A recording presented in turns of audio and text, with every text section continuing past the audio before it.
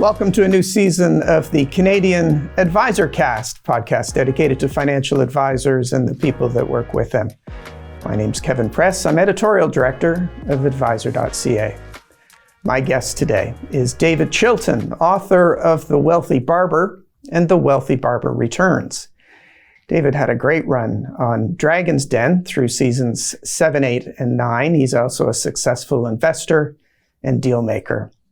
Rob Carrick called The Wealthy Barber the greatest personal finance book ever. David has inspired millions with his back-to-basics approach to household finances. Pay yourself first, spend modestly, avoid bad debt, invest simply, be patient.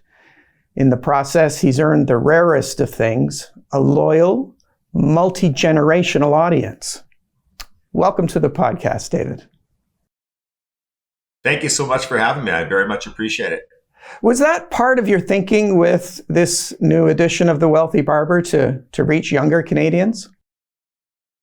Yeah, that's what it's all about. I mean, the book's target audience is still those in their 20s and 30s, maybe early 40s as a stretch. And really what happened is my kids are in that target demographic and their friends started asking me a lot of questions. My friends' kids started asking me a lot of questions. And it's tough out there. As you know, with the high real estate prices, the high cost of living, people are pinched. It's more difficult than ever to save the 10 to 15% you need to fund retirement. So looking at all those challenges, and of course, there's a lot of new products that have come along since the original version. We had just RSPs. Now we have TFSAs, FHSAs, et cetera. We have new accounts like those. We have new products like ETFs. All that had to be woven into the book, and you had to keep it digestible and flowing and fun and understandable. It took forever. You know, I started out thinking it would take me 4 to 6 months. It took me 16 months of full-time writing. I think that's it for me, by the way. I'm old. And I'm not sure I want to sit down for 16 straight months and write another book, but I'm really glad it's being so well received, and it's been kind of fun being out there again. Yeah, I heard you on Tony Chapman's Chatter That Matters podcast talking about that. You said it was actually more difficult to write this version than the previous one.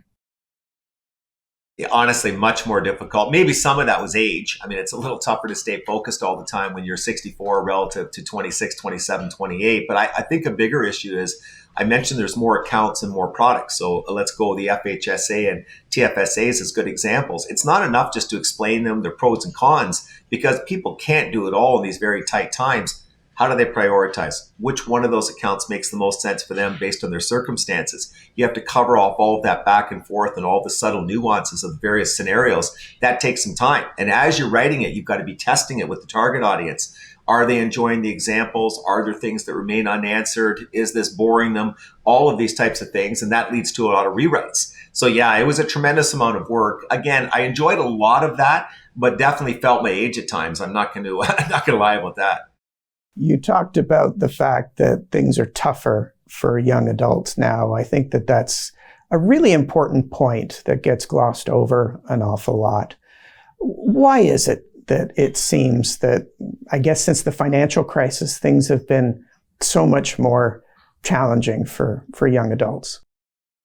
I mean, the price of real estate alone is tough, whether you're renting or whether you're buying. It's very difficult. Understated in some ways, by the way. We all know that homes have risen at a much faster pace, their price, that has the cost of living and has wages in general.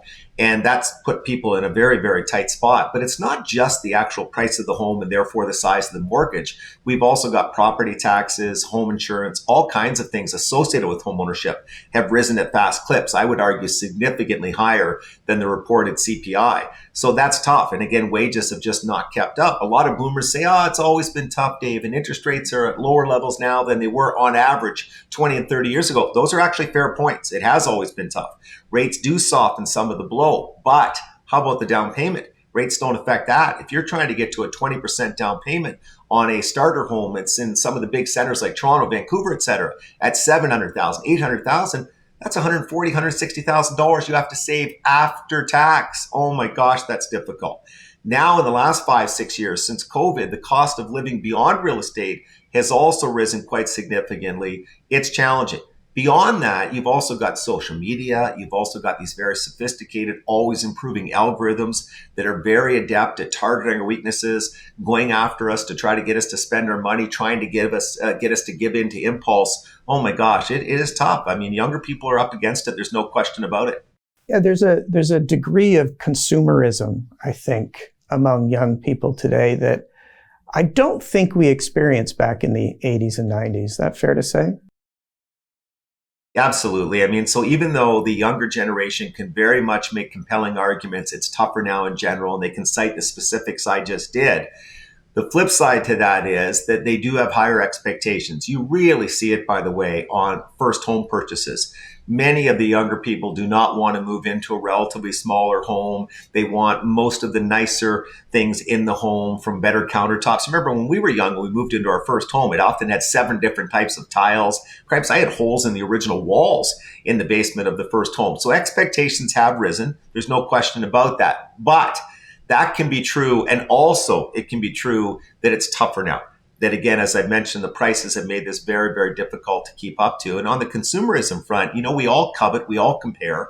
We're wired to do that to a large degree. Well, of course, it's easier to do that now than ever. You're not just exposed to your coworkers and your neighbors, you're exposed to everybody because of social media, because of the internet, because of all of those things. And that tends to draw us all in. So it is tough. And as I mentioned, the algorithms are beyond sophisticated. Can you imagine where they're going with AI becoming more and more powerful, with quantum computing eventually coming into our lives and leading AI to even higher levels? It makes all of this very challenging indeed. I mentioned the financial crisis a moment ago. That has sort of exacerbated this for a lot of young people too, right? You think about the millennials coming into the workforce just as that crisis was hitting its peak.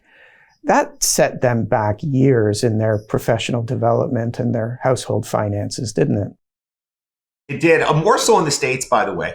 In the States, obviously, the real estate pullback in most areas, not all, was beyond severe, beyond what we saw in Canada. In fact, in Canada, interestingly, in certain geographical areas, the pullback was relatively modest and bounce back was quite significant, but it did slow the economy. It changed the way people look at things. And of course, for the people who hadn't bought yet, it pushed the governments to go with ultra low interest rates. We had ZIRP for a long time, zero interest rates. And when you had that, that ballooned the prices of the underlying assets out there, from stocks to real estate, et cetera. And so as young people tried to get in, it became more and more difficult. As they tried to build up stock portfolios, they didn't have a portfolio yet. They were chasing higher valuations, et cetera. So the indirect impact, where it led to the lower rates, and the lower rates in turn led to the higher valuations, for the people who hadn't really got it rolling yet, that put them in a tough spot. You mentioned social media, of course, which has kind of led to a lot of kind of keeping up with the Joneses, as we used to say. But it's also been an opportunity for great financial content to be widely available. Maybe too much, though. Do you think the right messages are getting through?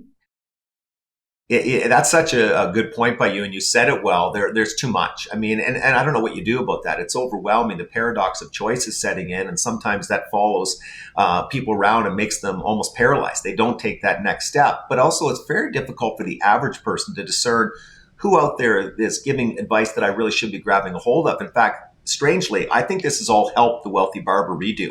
I was very worried bringing the book out that, we've moved on to the new media. People like it in short hits. They like it in video, that an old-fashioned book may be a strain. I mean, people aren't reading as much, especially in nonfiction. The opposite appears to be the case. People are so overwhelmed by the amount of noise out there. They're saying, hey, there's a book I can trust from a guy who's been around. He's not trying to sell me anything. That may be a simpler way to gain access to the basics and get that early understanding I need on some of these concepts. But yes, it's very difficult for the average person to know whom to trust. But the funny thing is, there are some amazing educators out there. Like in Canada, we're so blessed to have some of the best. The Plain Bagel, absolutely incredible. You look at Ben Felix and what he's been able to do. I mean, he's had such an impact, not just in Canada, but in the States as well. These are incredible educators, and there's many, many more. But there are also some not so good ones, especially on TikTok, where there's a lot of scamming going on, a lot of pump and dumping, a lot of false promises being made. And again, the average consumer has trouble discerning what's solid advice versus what's not. Yeah, we spent so much time talking about teaching financial literacy. I think we need to add media literacy to our high school curriculum. No, it's true. And I mean, it's only going to get worse because, of course, we're now able to produce infinite content by using AI. And so if you think it's noisy now, wait till 12 months from now. You're getting all of these faceless, and of course, it won't just be faceless because the faces are becoming so realistic through AI. all of these people out there, many times pushing agendas, many times with false information, often selling courses or just out and out straight scams. So again, the problems we're dealing with today are going to be way worse 12 months from now. Will that end up helping the trusted sources? Probably. Will the securities regulators have to get more involved? Yes. In fact, we're hearing some things on that front right now where they're going to start examining a little bit more the sites that are giving very specific advice and aren't registered to do so, et cetera. So there's going to be a sea of change coming, but I think a lot of it, unfortunately, won't be positive. Take us back to the time leading up to The Wealthy Barber, the first edition. You wrote it at 27, which is remarkable to me. How did you do that? You know, I still don't know. I mean, I look back and I kind of shake my head that I had the courage to do it. I really think it was a lot of luck, and I don't mean that to be modest. I really do believe that. I started a course teaching teachers financial planning, not for them to teach their students, but for them to manage their own monies better. And I used a very casual delivery style with a lot of humor, almost short little stories. I didn't use charts and graphs. It seemed to really be resonating. You know, generally people are intimidated by the world of finance. They find it very dry and boring. And I thought, okay, this seems to be breaking through. So I thought, what about using that same formula in a book? And initially the idea was a book called The Ultimate Guide to Losing Money. Very short chapters. You see a lot of books like that now, but you didn't then. All books then were text heavy, trying to use the humor. Then one night watching Cheers, as I've said often in interviews, I got the idea for going with the novel format and shifted it over to The Wealthy Bartender. After 2 or 3 weeks of seeing what the alcohol did to the story, I moved into the barbershop and really just got lucky. But I think beyond the idea that the approach to the writing where I do all the testing probably played as beneficial a role. I really do, because I was garnering all the feedback from the target audience and incorporating their suggestions, concerns, questions, etc., into the manuscript. The downside is it takes forever to write. The upside is I think the book is much more likely to resonate with the target audience when they've been an actual part of the creative process. So I think I lucked into that, by the way, in that I gave the book to some people who are very well known in finance, Ellen Roseman, the first 4 chapters when I was in the draft stage, and they didn't love it. But then I gave the same 4 chapters to the 12 guys on my slow pitch team, and they did love it. And they wanted the 5th chapter, but they gave me all these suggestions, comments, questions, and that's what led to it. It was not some genius move by me where I said I should test this with the audience. I lucked into that approach. And again, I think that's played a major role in the way the book has resonated over the years. Tell us more about how that works. What's the process you followed with the new book? Well, my editors, pull their hair out because I am literally testing every page in the book by reading it to people in the target audience. Sometimes I'll put it in video form and get it out there, garnering their feedback. You can see when they're bored. You can see when they don't necessarily like it. I'll give you a very good example. In the book, I wrote a couple pages on how if you use the home buyer's plan, you're best not to pay it back early. So it's counterintuitive. We tend to be taught, get your money back into the RSP, get it into those registered plans as quickly as you can, but you shouldn't pay back your home buyer's plan early. Just pay it back on the schedule of 1/15 a year, et cetera. So I explained that over a couple pages. I tested it. It just didn't connect with people. Very few were using the home buyer's plan. Those who were thought it kind of dragged the chapter down, so I took it out. You're always learning what's catching people, what's adding value, what's flowing with the rest of the chapter. That kind of feedback is invaluable. And so when you look at the examples in the book, people say, I like that. It made me think a little differently. Even people in the industry, I mentioned Ben Felix. He has said, I really like the examples and the flow of the thinking. Well, a lot of that comes just from the testing. It's not natural gifted writing, trust me. It's the testing, the remodeling. It's the finding the energy, by the way, to do the rewrites and to never stop until you've got it where it's testing extremely well. That's the hardest part of that process. How did you learn about money? How did I know? Well, interesting. My grandmother started me. My parents couldn't have cared less about money, and my father's still alive, still can't. He just doesn't get into it at all. But my grandmother liked investing in penny stocks, and she had gold and silver, and she followed the markets really closely. And she kind of had an odd portfolio, very much barbell. She had very conservative banks and utilities on one end and penny stocks on the other. That's kind of how she managed her money. And so I remember once when I was in grade 12, the summer of grade 12, she gave me $1,000. I invested it horribly, but I was hooked.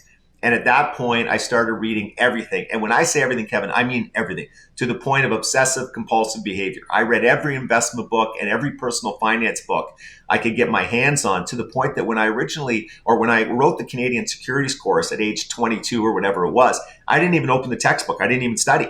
I had studied all this stuff so much just out of hobby that I just drove down to Toronto and wrote the course. And that's a pretty geeky guy when you can say that. So I was obsessive compulsive about all of this. And I think that's what kind of got me into it. So I owe my start certainly to my grandmother. And then do you remember Andrew Tobias? He wrote a number of personal finance books in the States. One was called The Only Investment Guide You'll Ever Need. And when I saw his casual delivery style and humor, I thought, that's kind of the way I would do it if I were trying to write or trying to speak on stage. And so because he'd been so successful, that definitely played a role in the approach I ended up taking. So you're 27. You've completed the book. It's been released. At what point do you know that you've got something special on your hands? Well, amazingly, not for a long time. The first year it did well, certainly better than the expectations, but nothing spectacular. It hit the bestseller list, but didn't go to number one. And by the end of the year, by Christmas of 1989, it had come out in January, it was actually slowing. You don't want your book slowing at Christmas. You don't have to be a publishing genius to know that's not a wonderful sign. RSP season, it picked up a little bit. You remember back in the day, January and February, everybody made their contributions. They didn't do it throughout the year like so many do now or early in the year. So it picked up, but March, April, it slowed down again. But then for whatever reason, in April of 1990, it went flying. And I wasn't doing any extra media. In fact, I would say I was actually doing a little bit less on that front, but the word of mouth kicked in. It took that long. So it took 15, 16 months for the word of mouth to grab a hold, and then it started flying. We started selling 5,000 a month, 10,000 a month, 15, 20,000 a month, and it kept going at that pace for 2 to 3 years.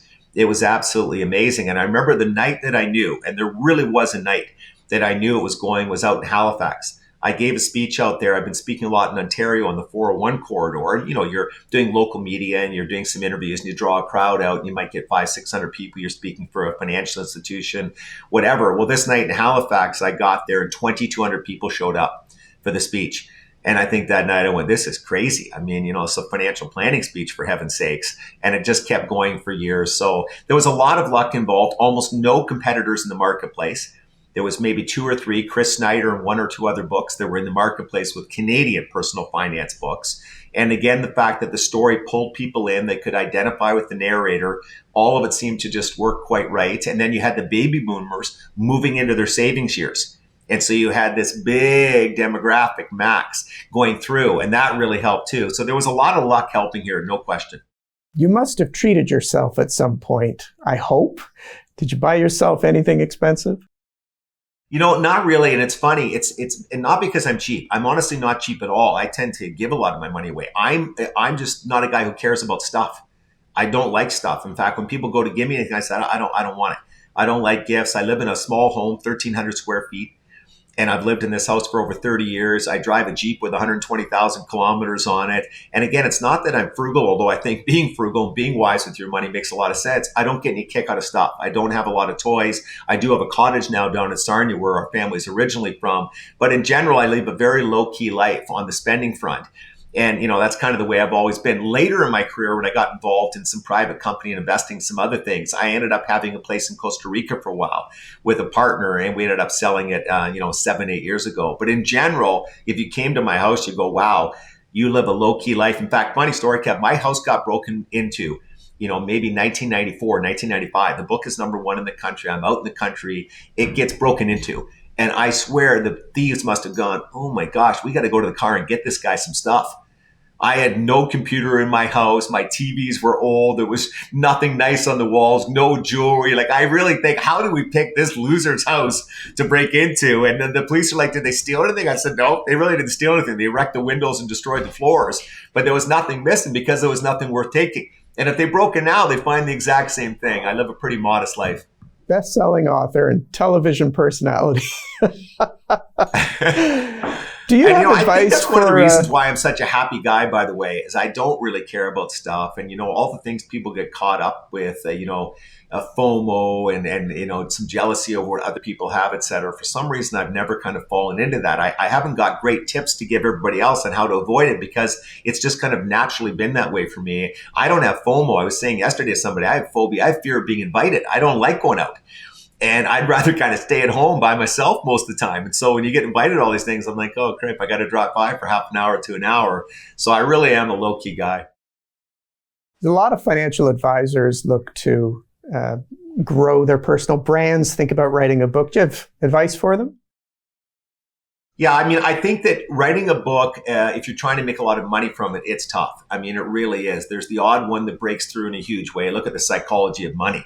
I mean, that's just unbelievable. 8 million copies sold. But for every one of those, there are literally 1,000 that don't break through much on the volume front. But from a credibility perspective, it can really help. It can get you a lot of interviews. It can make you look better to your clients, but also articulating your vision. All of your thoughts, the way you believe things should be done, and putting it on paper really helps you as an educator and as a communicator. So not only does it give you the book, which is the ultimate business card, but also it definitely will help you with the client relationships. It'll help you because you'll be viewed a little bit more positively, but also you will indeed be a better communicator. You'll be forced to learn what's the best way to bring this across. What are the best examples to use to help my clients to understand this? So for the most part, if people can find the time, I think it is a good move. But again, finding the time's not easy. Advisors are busy. They've got their clients, they've got their families, they've got all kinds of things pulling at them. But for many, I think it's a good idea. I was thinking about how much has changed since 1989 when the first edition was released. On the product front, it's got to be ETFs, right? They weren't even on the scene at that time. How do you feel about the way that product category has rolled out over the years since? Well, initially I loved it, of course, because it gave people a very cost-efficient way to build an equity portfolio. Fees in Canada for a lot of our traditional mutual funds, as you know, are extremely high, the highest in the world. In fact, again, in a recent report. But I think it's gone too far now. I mean, there's so many ETFs and they're sliced and diced into so many specific industries and all kinds of trickiness, none of which really adds value. In fact, in most cases, it really subtracts from returns. So the plain vanilla, old-fashioned index fund ETFs, I'm a big fan. The new all-in-one asset allocation ETFs where you get global exposure and you may even mix in bonds and have it all in that same portfolio. Rebalancing is taken care of for you, et cetera. I'm a big fan.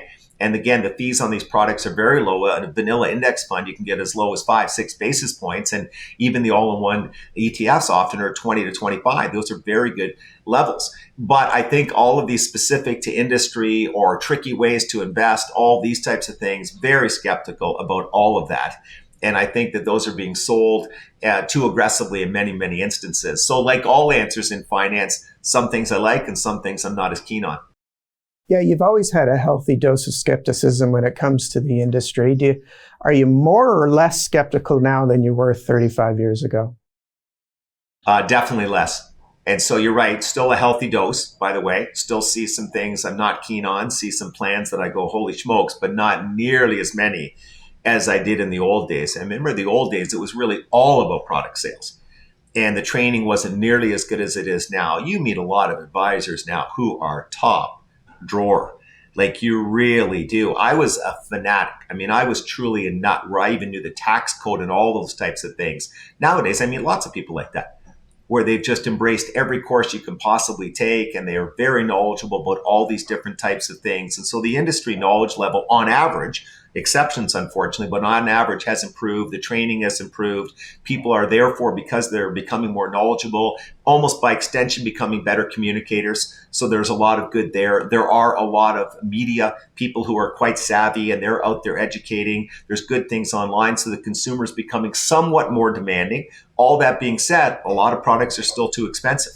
And the embedded fees are high enough that it makes trying to achieve the goals that most people have very, very difficult indeed. But I think in general, the trends are good. We're seeing a couple big things pick up in Canada, and you have a lot of viewers in this arena. We're seeing more fee-only financial planners, a group that in Canada, unlike other parts of the world, really had trouble getting traction here. Until about 15 years ago, there was 3, 4, 5 of them out there. And now all of a sudden, there's a lot of them, and boy, are some of them good. Holy smokers. I see some of the plans, top drawer. Like top drawer. And you've got some very sharp people going in there. And then you've also got more what I call the Carolina model, because that's where I was first exposed to it 20-ish years ago, of doing the asset under administration model, asset under management, but charging 60 and 70 and 80 beeps for it. And then also providing all-encompassing advice. It's not just about the investments. It's now about insurance needs analysis, estate planning, helping the kids, the RESP management, all of it. And for a lot of people, especially some well-to-do people, that can be a very good trade-off. The value add there can easily make up for the fee. So there are models coming into play now that I think are beneficial, but we all still struggle to serve the average Canadian, the person starting out who doesn't have a lot of money. They're not going to write a check in most instances to a fee-only financial planner, although some are trying to come in and service that market at a lower cost level. So they still tend to get put in high-cost funds. And I understand that to some extent. The industry has to make some money. So I get that. I just wish the high cost funds weren't as high cost, that they were migrating more down to the levels of other countries instead of, we often see 2 and 2.3% equity funds, for example. That's steep. And so can we get that down to a little over 1, where it still hurts the consumer in the long run, but there is some value add by the person providing maybe some advice at the branch level, et cetera. These are all the things I think will happen, by the way, in the next 5 years. Because we're seeing challengers to the banks, we're seeing more products coming out, and of course AI could have a very big impact on all of this, because within 36 months, 50 months, we could be online punching a lot of these things in and getting back unbiased, very solid advice. We're not there yet, by the way. So if you use ChatGPT and you turn to it for financial advice, there are enough mistakes or enough things not asked of you. They don't get enough knowledge from you to give you good, sound, specific advice. So we're not there yet. And even when it gets there, a lot of times a personal involvement can really help, because you've got the hand holding. I mean, a lot of times a good financial advisor is playing the role of a psychologist to some extent, making sure people stay on the straight and narrow and they don't get panicked when markets are going through difficult times. Last observation in this long-winded answer is that a very positive trend we have seen for sure is that more and more advisors are realizing I probably can't add a lot of value through stock picking and through trying to outperform the broad market averages. My value add has to come through the aforementioned estate planning, financial planning, cash flow management, all of those things. And so they're broadening the number of services that they're bringing to the client. And when that happens, everybody wins. There's obviously big changes on the regulatory front with total cost reporting, or CRM3 as it's often called. Are you encouraged by that step, and how are you feeling about the state of financial services regulation these days? Yeah, I think I am encouraged by that step. I think it's going to surprise a lot of people when they see the total cost and understand. Remember, a lot of Canadians don't even realize there's a fee embedded in their mutual fund, their traditional mutual fund. Like I've always said that most people in our industry, including the sharpest, the nicest, the most caring, are still often out of touch with how little the average Canadian knows. They really are. So I'll give you a really good example of that. I just randomly surveyed, before writing the updated version of this book, 20 people in a mall. They were 20 years old and up, some in their 50s. And I said, do you know what an ETF is? What does it stand for? What are they? One person gave me the proper answer. One.